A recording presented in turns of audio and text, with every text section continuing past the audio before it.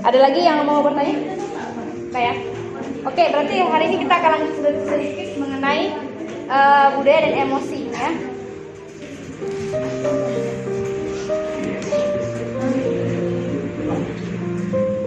Nah, bicara emosi dan budaya, ini tidak jauh dari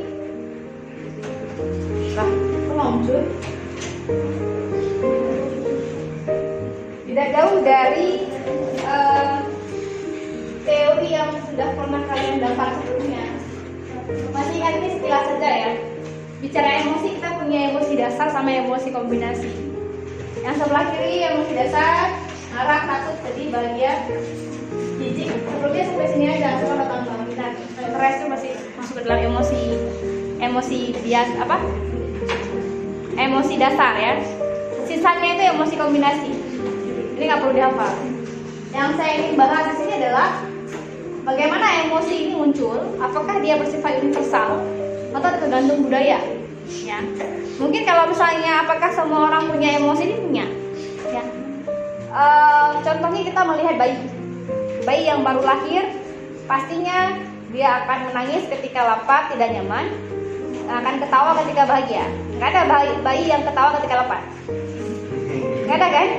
Bayi di seluruh dunia punya emosi yang universal. Sebelum dia mendapatkan stimulus dan pemahaman-pemahaman lain dari lingkungan ya, pemahaman terkait dengan sesuatu yang bisa mengubah emosi.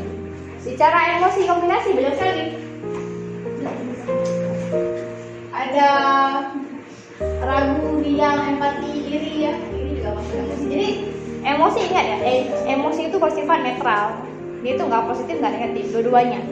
Kalau selama ini kan kalau secara awam itu kita melihat emosi itu sebagai hal yang negatif. Kalau misalnya disebut orang itu emosian, negatif, padahal ada juga emosi yang positif. Karena emosi itu adalah afeksi.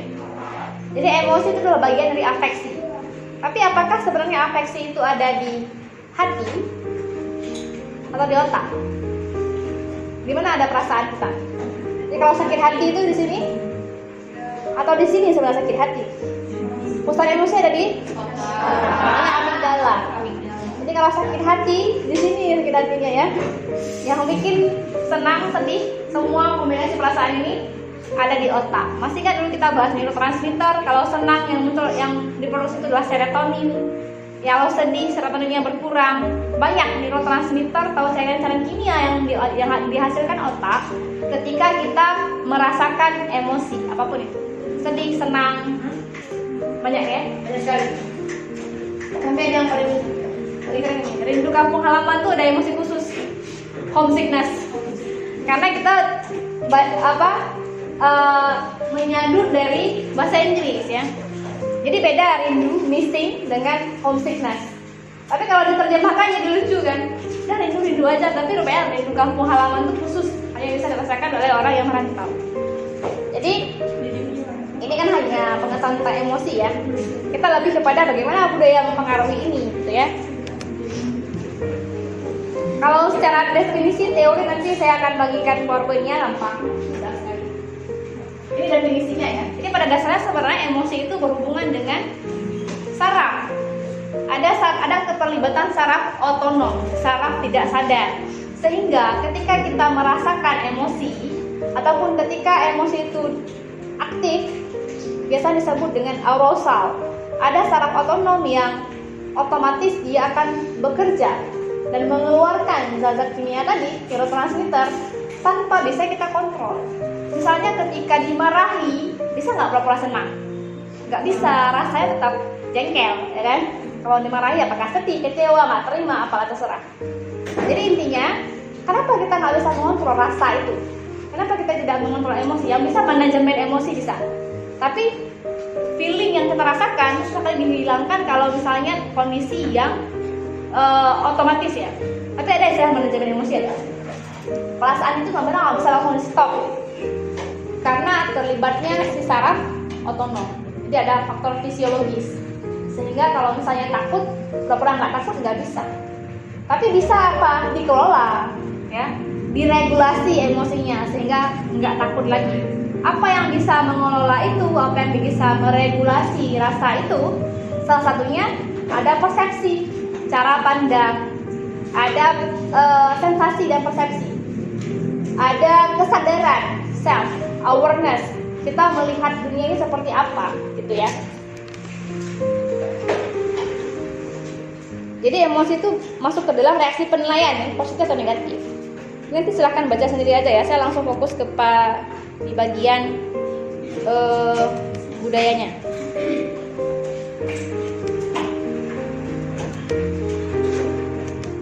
Kemudian ada juga teori 2 faktor tentang emosi. Kalau masih ingat ya, dulu sering diperdebatkan apakah sebenarnya emosi dulu baru perilaku atau perilaku dulu baru emosi. Misalnya, apakah sebenarnya orang takut dulu baru lari atau lari dulu baru takut? Nah, itu dijawab oleh si Cannonbird dan kawannya. Dua-duanya bisa sah, gitu ya. Jadi ada emosi yang muncul karena kita sudah mulai mempersepsikan itu adalah takut, itu adalah hal yang menyedihkan, itu adalah hal yang membahagiakan. Maka kemudian kita akan merasakan itu karena kita punya persepsi. Persepsi itu didapat dari lingkungan. Yang mengajarkan itu siapa? Orang tua.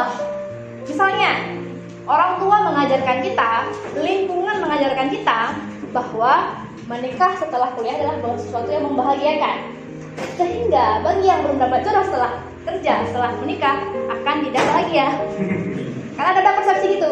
Ada nggak perasaan itu di orang Korea? Nggak ada, cuma berlaku di kita. Karena kita punya persepsi apa yang membuat bahagia. Definisi bahagia bagi kita apa?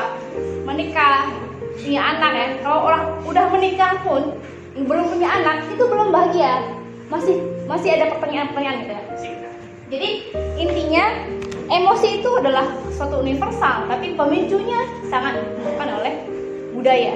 Apa yang budaya lakukan? Budaya membuat persepsi, membuat hope, membuat ekspektasi, sehingga kita bisa stres, senang, sedih, jengkel, nyaman, tidak nyaman, tergantung bagaimana ekspektasi sosial. Misalnya hari ini kalian kuliah di psikologi di Aceh, gak ada kawan, stres nih, stres berat. Tapi setelah ini dapat beasiswa S2 di London, gak ada kawan, stres juga. Orang London stres enggak, emang mereka nggak berkawan. Mereka memang individualis. Jadi balik lagi ke psychology of culture. Ada 2 komunitas di dunia ini, ada komunitas kolektif, ada komunitas individualis. Sehingga ada ekspektasi, harapan-harapan yang bergantung dari komunitas ini. Kalau misalnya tiba-tiba kita dari komunitas kolektif yang biasa bersama, care of each other, kita fokusnya bagaimana menyayangi orang lain. Goal hidup kita itu adalah kebersamaan. Ya, goal hidup kita itu bagaimana mempunyai hubungan positif dengan manusia lain dan kebersamaan. Bagaimana kita bermanfaat untuk orang lain. Tapi ternyata itu bukan goal hidup orang individualis. Kalau misalnya masyarakat dengan budaya individualis, goal hidupnya itu mereka akan bahagia ketika self performance saya terbaik. Jadi dia fokus pada diri sendiri. Saya sukses apa enggak? Saya I don't care tentang orang lain. Saya fokusnya kehidupan orang lain tidak mengganggu saya. Dia mau kaya, miskin, nggak ada hubungan, nggak ada. Dan tidak ada positifnya di budaya individualis. Nggak ada tuh merasa iri-iri sama tetangga, nggak ada. Mau orang-orang lain iri juga nggak ada. Di kolektif positifnya bagus. Kita punya keluarga yang banyak, kita punya relatif yang luas ya. Tapi juga mudah merasa, aduh kok aku nggak kayak dia ya. Kita mudah merasa ini ikut-ikutan ya. Kalau di Western bule-bule itu kan nggak ada pengaruh. Kamu mau ya mau nggak, mau kawan saya nggak masalah, nggak mempengaruhi hidup saya. Kita yang mempengaruhi hidup kita lingkungan, ya kan? Kita lihat nanti lebih fokusnya gimana ya. Nah, lihat di sini. Jadi emosi bisa jadi universal. So, kita merasakan semua emosi. Semua individu di dunia ini punya rasa yang tadi ya, sakit, senang, cemburu yang banyak tadi ya. Semua manusia di dunia ini merasakan. Yang beda apa? Budaya itu bisa mengatur kapan dia bisa dirasakan. Apa penyebab itu muncul, ya? Bahkan ada budaya yang mengatur cara berekspresi. Nanti kita akan lihat contoh budaya yang kemudian mengatur ekspresi. Nggak boleh sembarangan berekspresi. Kalau sedih nggak boleh menunjukkan sedih. Kalau senang nggak boleh menunjukkan senang. Ada budaya yang seperti itu. Dan yang paling kental sekali adalah budaya mempengaruhi persepsi. Di sini ada emosi, ya kan? Emosi itu tidak bisa dilepaskan dengan reaksi fisiologi secara otonom dan otomatis. Susah sekali dikontrol secara otonom. Bisa di manajemen. Yang di manajemen ininya. Yang diregulasi apa? Ininya, kesadaran sama persepsi dan sensasi. Sehingga kita tidak merasakan. Walaupun kita marah, tapi kita bisa mengontrol. Saya itu nggak kelihatan, ya. Ataupun senang, tapi rasa itu ada apa enggak? Kalau mau dibuktikan, bisa pakai mendeteksi EEG atau ini apa? Gelombang elektrik itu ya, ada nggak kejadiannya? Dia merasakan apa enggak? Bisa dideteksi. Atau amigdalanya aktif apa enggak? Beda lagi emosi yang tampak dan emosi yang tidak tampak. Apakah kita betul-betul bisa meregulasi emosi yang tidak tampak, atau kita sebenarnya hanya meregulasi emosi yang tampak? Sehingga kita manage, ketika kita marah tidak meluap, kita marah. Nah itu ya, itu bedanya. Di manage atau dihilangkan sama sekali karena dia ada terlipatan emosi. Kemudian reaksi fisiologis ini dia itu akan meningkat atau menurun. Kalau bicara teori saraf dia memang akan menurun, ya, tidak akan langsung meningkat. Karena ada kita punya saraf parasimpatetis dan simpatetis. Ya memang sifatnya itu akan naik, lama-lama dia turun sendiri. Tapi itu bisa dikelola dengan sensasi dan persepsi. Kita bisa mengubah persepsi, kita bisa mengubah ekspektasi, kita bisa mengubah harapan, kita bisa mengubah pemahaman, sehingga kita punya kesadaran yang berbeda. Sehingga misalnya kita tidak mau nih, saya ini nggak mau nanti kalau misalnya udah kuliah juga ikut-ikutan stres belum ada jodoh, gitu ya. Diubah ininya dari sekarang, nah, sehingga nanti ketika ada muncul ketika lebaran, udah calon, udah nikah, udah kerja, udah apa gitu ya, udah kurang stresnya, ya. Walaupun perasaannya bisa lebaran dengan bahagia, gitu ya. Kalian belum dapat pertanyaan seperti itu, biasanya itu dapat udah ya, mulus berarti, benar-benar SPSI ya. Nah ini kedua ini yang sangat kental sekali oleh lingkungan sosial. Jadi lingkarannya seperti itu. Jadi sebab emosi itu muncul baik itu positif dan negatif sangat tergantung pada budaya. Budaya tadi ya, budaya yang membuat ekspektasi, budaya yang membuat batasan, budaya yang membuat apa yang seharusnya kita dapat dan tidak tanpa tertulis. Kan sehingga kita muncul sendiri itu perasaan-perasaan enak dan tidak enak sesuai dengan apakah kita sudah mengikuti ekspektasi budaya atau tidak. Sama seperti tadi cerita orang Sabang juga. Kalau misalnya mengikuti udah ada itu kita akan merasa nyaman, kita merasa tenang. Begitu nggak mengikuti kita merasa kayaknya saya nggak mengikuti aturan. Jadinya kita betul apa enggak ya? Tidak pastian. Oke. Ini contoh konkretnya ya. Misalnya apa individu bahagia tadi saya sudah bahas juga. Mungkin negara Indonesia, Aceh, Muslim menikah itu menjadi faktor penting membuat prediksi saya akan bahagia kalau menikah. Saya akan bahagia kalau jumpa jodoh, gitu ya. Apalagi waktu seumur seperti ya. Tapi itu tidak terjadi di Western, terjadi di Jepang, terjadi di Korea atau negara-negara barat lain. Karena mereka malah menghindari menikah. Nah, kalau misalnya mau memenuhi kebutuhan intimasi ya udah nggak perlu menikah karena beda budaya, ya kan? Dan menikah tidak menjadi goal kehidupan. Bahkan saya punya beberapa kawan di Korea dia malah nggak mau menikah. Menikah itu jadi beban, tambah biaya hidup di sana untuk penghidupan itu mahal. Akhirnya mereka memutuskan tidak menikah dan mau lanjang aja. Gitu ya. Mereka fokus pada self performance. Misalnya orang remaja-remaja di Korea, remaja dewasa gitu ya. Korea, Jepang, negara mana lagi yang fokusnya pada fisik, bagaimana saya bisa cantik. Kalau di Korea itu kan semuanya hampir sudah operasi plastik. Jadi bahagia bagi orang Korea itu matanya besar. Karena mereka hampir semua sudah operasi plastik, nggak mau mata sipit. Dan kaya. Kenapa? Kalau misalnya nggak kaya nggak bisa mengikuti tuntutan hidup metropolis gitu ya. Beda, ya kan? Beda budaya, beda ekspektasi, juga beda kapan manusia ini bisa jadi bahagia. Ya kan? Kalau misalnya di Korea, di Jepang mereka tidak mampu memenuhi dua ini, mereka langsung bunuh diri. Makanya hari ini paling tinggi rating bunuh diri itu di Korea sama di Jepang. Karena ekspektasi hidupannya tinggi. Kemudian orang-orang itu harus performa kerjanya bagus dan punya kelihatan yang cantik, yang ganteng, yang ini ya, dan kaya karena memang kehidupannya mahal kan. Sehingga orang stres, suicide. Kenapa orang tua stres di Aceh? Simpel aja ya, anaknya mau dapat jodoh. Kenapa orang tua bisa stres, sedih, kecewa, malu? Ini contoh yang lain. Hamil di luar nikah, itu aib bagi kita. Punya anak di luar pernikahan, itu sebuah yang sangat stimulus yang apa ya? Kalau dalam Islam apalagi ya, itu sebuah dosa besar. Tapi apakah itu terjadi di sini? Enggak. Biasa aja. Mau nikah, mau kamu punya anak, mau menggugurkan silahkan, itu kehidupan. Ya. Beda sekali kan? Apa kira-kira yang membuat mereka stres?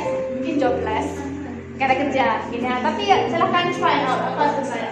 Kalau narkoba membumbukan masih ya. Kalau misalnya di Western juga narkoba itu juga masih menjadi masalah karena mereka kecanduan narkoba, membumbukan akhirnya juga nggak bagus performa kerjanya, nggak bisa menghidupi diri sendiri, nggak bisa mencapai self performance karena fokusnya self performance ya.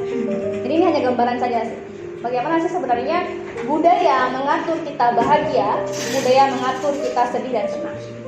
Saya punya satu video aja untuk contoh aja ya. Ada satu budaya di Jepang yang ternyata budaya di sana mengatur manusia untuk berekspresi. Ketika kita membahas lebih universal selain budaya tadi, hal yang bisa mengubah emosi juga teknologi, ya. Teknologi itu kan bisa terjadi di mana-mana, bisa ada di mana-mana ya perkembangan sampai sekarang di tempat kita juga sudah.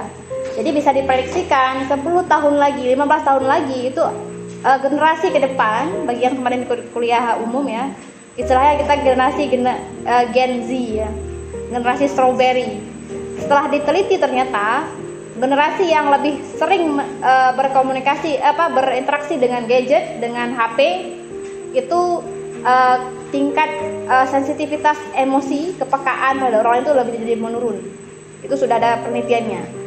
Jadi dipastikan 15 tahun lagi kita akan berjumpa dengan manusia-manusia yang tidak peka, tidak empati, tidak simpati karena memang emosinya itu sudah terganggu, tidak tereksplorasi dengan baik. Jadi manusia ke depan itu akan sangat lebih susah lagi memanajemen emosi karena tidak terbiasa lagi face to face, tidak terbiasa lagi berkomunikasi dengan manusia, tapi lebih fokus pada HP.